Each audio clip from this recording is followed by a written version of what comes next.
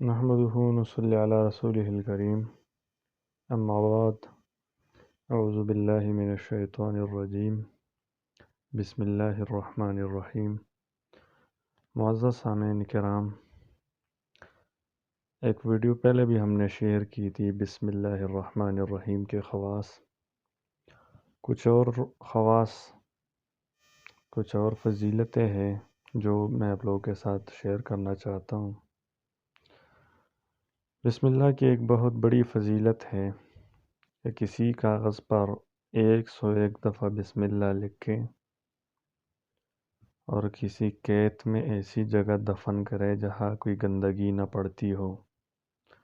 وہ کیت اللہ تعالیٰ آفات و بلیات سے محفوظ رکھے گا اور اس کیت میں فراوانی ہوگی، اس کیت کی فصل کی حفاظت ہوگی، اللہ تعالیٰ اس میں برکت ڈالے گا۔ ایک اور فضیلت ہے بسم اللہ الرحمن الرحیم کی،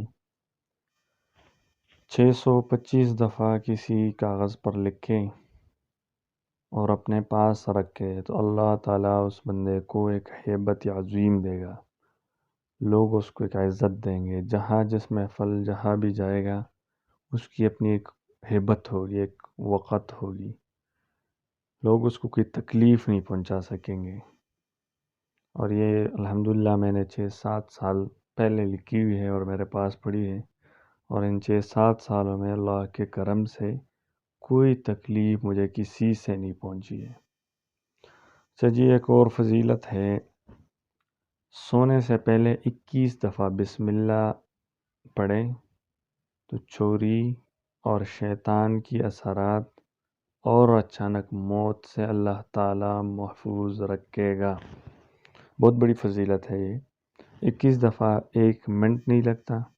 3 بڑی فضیلتیں ہیں، رات کو آپ کے گھر سے چوری نہیں ہوگی، کوئی چور نہیں گھس سکے گا، دوسری شیطان کے جو اثرات ہے اللہ تعالیٰ اس سے محفوظ رکھے گا، اور تیسری جو سب سے بڑی فضیلت ہے اچانک موت سے اللہ تعالیٰ حفاظت کرے گا۔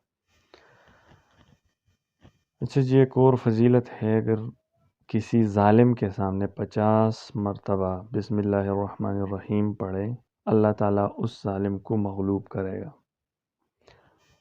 ایک اور فضیلت ہے، طلوع آفتاب کے وقت صبح 786 دفعہ بسم اللہ پڑھیں، اس سے پانی دم کریں اور وہ پانی پیے تو اس سے حافظہ قوی ہوگا، ذہن تیز ہوگا، یادداشت بہتر ہوگی۔